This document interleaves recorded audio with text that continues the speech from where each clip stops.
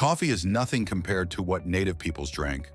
They had teas that made warriors vomit before war, brews that kept hunters running for days, and spirits stronger than modern rum.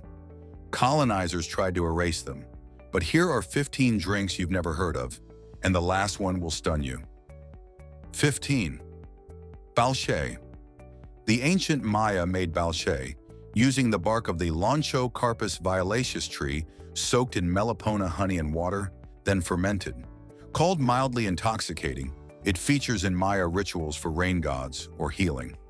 Spaniards banned it after conquest, calling it pagan, yet legends say a Maya elder, Chi, convinced colonial rulers of its medicinal benefit during stomach plagues, lifting the ban. It wasn't just what they drank, it was how. Balche was consumed in sacred vessels, shared among people before and after ceremonial performances, sometimes alongside ritual bathing or offerings. Its taste is sweet-sour at first, then herbal bitterness lingers, especially if the bark was boiled twice to remove excess bitter compounds. Many Mayas still make balche today during Hanal Pigsan or other ceremonial events. What about changes over centuries? How did the recipe evolve after colonial influence? 14. Cowim is a traditional fermented beverage made by indigenous groups in Brazil, especially the Tupi people, from manioc, cassava, or maize. The process is unique. Women chew cooked manioc, using enzymes and saliva to convert starch into fermentable sugars. Then the paste ferments in large earthenware pots. Cowim parties could last 2 or 3 days, with dancing, music, and dozens of large pots shared among villages. Avoidance of eating during drinking was common. Early European observers noted that even wine drinkers were impressed. The natives' ability to drink cowim continuously without stopping amazed them. The drink is dense, sour, and slightly alcoholic, yet deeply rooted in community. Today, there are commercial efforts to revive cowim, legally defining it under Brazilian beverage laws, so the tradition may rise again. 13. Tiswin/Tisguino. Tiswin, also called Tisguino, is a corn beer made by Apache, Tarahumara, and Tohono O'odham people. It starts with maize kernels that sprout, are boiled, mashed, then fermented in earthenware. In some versions, saguaro cactus fruit or syrup sweetens it. It's more than a drink, it's social glue. In Tarahumara culture, people spend 100+ days a year involved in making, drinking, or celebrating with Tisguino. Apaches view Tiswin as sacred. The drink features in ceremonies, feasts, and even in stories of resistance. It must be consumed almost immediately. Left too long, it sours into vinegar. Tiswin's effect: mild alcohol, but ritual meaning boosts its power. It isn't coffee strong by caffeine, but its cultural, spiritual, communal buzz often makes it feel much more. 12. Chicha de jora. Chicha de jora is an ancient fermented maize drink from the Andes, used by the pre-Inca and Inca peoples in Peru, Bolivia, Ecuador. First made with jora corn, germinated maize, boiled and fermented in clay vessels for several days.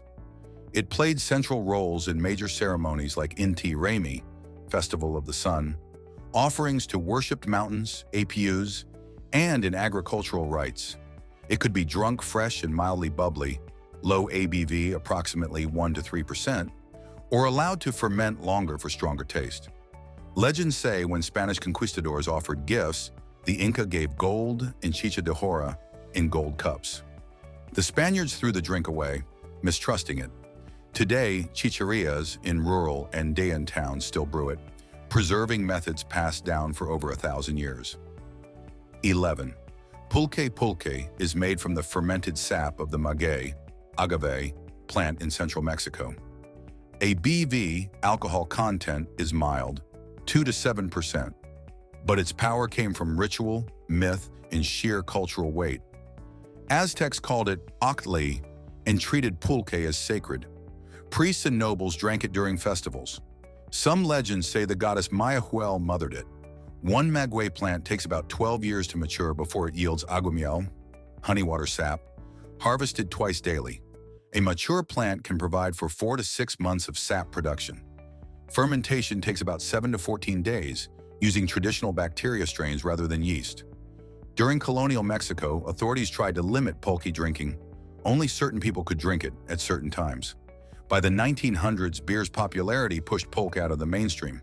Today there's revival. Pulque bars, pulquerias, are gaining new attention. Cultural tours, renewed pride in the drink. What about its flavor and health? It's milky, sour, viscous, nutrient-rich with vitamins like C, B-complex, minerals, amino acids. It wasn't just a party drink, it was nourishment. 10.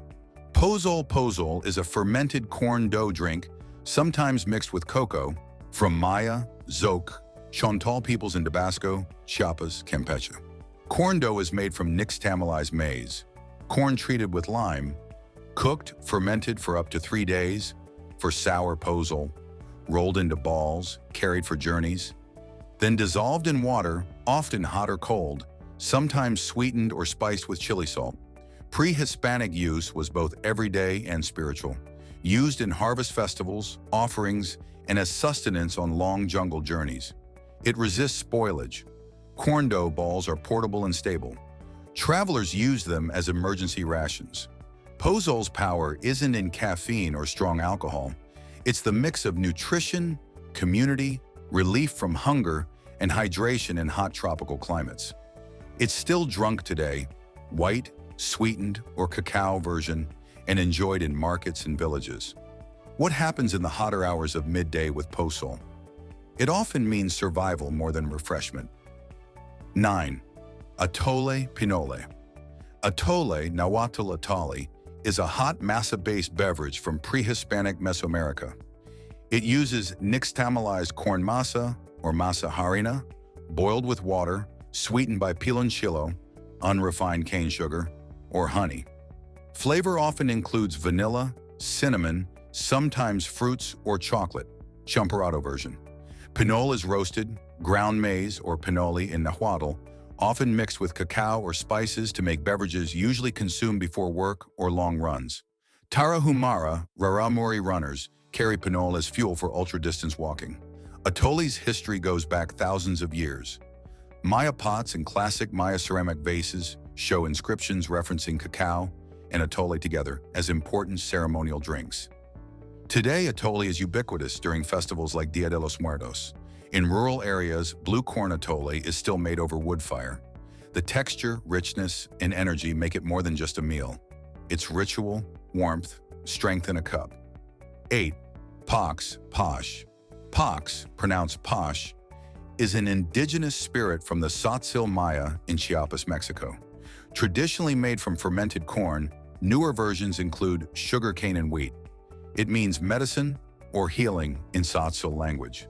Used in ceremonies, births, marriages, funerals, sometimes spilled as offering, always a symbol of community and spiritual connection. ABV varies. Ceremonial ones are lower, but distilled versions can reach around 40 to 53% alcohol content.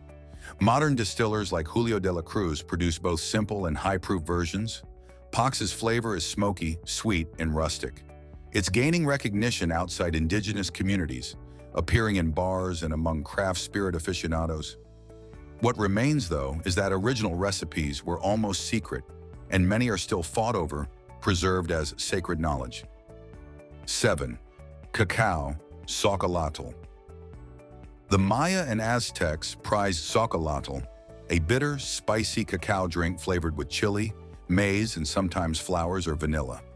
Cocoa beans were so valued the Aztecs used them as currency. Montezuma II reportedly drank gallons a day. Modern historians debate the exact amount, but sources say he used it for strength, stamina, even sexual vigor. Cacao contains both theobromine and caffeine, stimulants that raise heart rate and sharpen alertness. In ancient pottery sherds from 1900 to 1500 BCE, in what is now Chiapas, archaeologists found residue proving cacao beverages were brewed thousands of years ago. Drinks like xocolatl weren't just for pleasure, they were ritual. Nobles drank them from ornate vessels, often prepared by elite women. The foam was important. Pouring back and forth created froth seen as essential. Though xocolatl had less caffeine per cup than modern coffee, its theobromine adds a longer-lasting, gentler buzz, one that could support hours of ceremony or war. 6. Chicha morada. Chicha morada is a non-alcoholic purple corn drink from the Andes, especially Peru. Unlike chicha de jora, fermented corn beer, this one uses maize morado, purple corn, boiled with pineapple, quince, cinnamon, and cloves, then sweetened and chilled. Its roots go back to pre-Inca times, when purple corn was revered not just as food, but as a sacred plant tied to fertility and harvest rituals. Archaeologists found ceramic vessels with purple corn residues dating back over 2,000 years. The drink is powerful in a different way. Purple corn is loaded with anthocyanins, natural antioxidants, which protect against fatigue, sun, and high-altitude stress. For Andean farmers, this wasn't just refreshment. It was daily medicine. Today, it's still popular across Peru, sold in markets, homes, and restaurants, often alongside ceviche or street food. Tourists may see it as just a sweet purple juice, but locals know it as a drink of resilience, tradition, and health. 5. Guayusa is a caffeinated holly leaf drink from Quechua and other indigenous Amazonian tribes in Ecuador, Peru, and Colombia. Leaves contain 1.7 to 3.5% caffeine by dry weight, more than many teas. People have used guayusa since at least 500 CE, traded across jungles long before Europeans arrived. They brew it pre-dawn to sharpen senses for hunting or craft, often combined with mirroring ceremonies, storytelling, and herbal remedies. Guayusa contains not just caffeine, but also theobromine and other methylxanthine alkaloids, giving a steady lift without the crash of strong coffee. It also has antioxidants and polyphenols. In recent decades, guayusa has become commercial. Companies buy from indigenous farmers, harvest sustainably, and sell it in teas and energy drinks. What did people do when caffeine trade was cut off? Guayusa and wild leaves kept some Amazon groups going through colonial suppression. 4. Yaupon tea, black drink. Yaupon comes from Ilex vomitoria, a native holly of the southeastern U.S., used by tribes like Cherokee, Timucua, Muskogee, Creek, Seminole, and many others. Leaves and stems roasted over fire, boiled into strong brew, called the black drink or beloved drink, often consumed in purification rituals, before battle, or in councils. Some versions were so concentrated they caused vomiting among those fasting beforehand. Yaupon is one of only 2 caffeine-producing plants native to North America.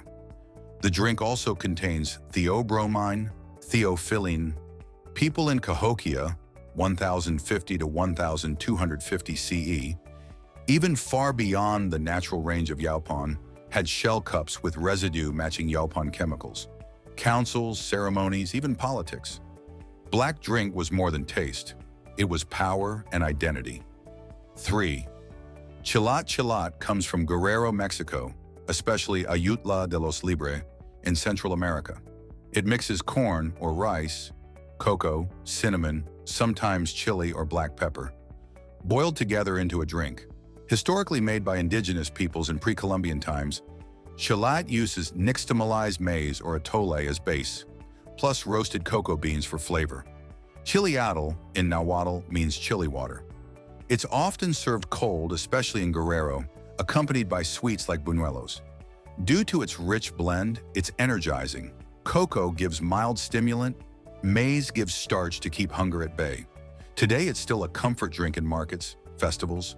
Its taste is bold, spicy, chocolatey, even sometimes peppery.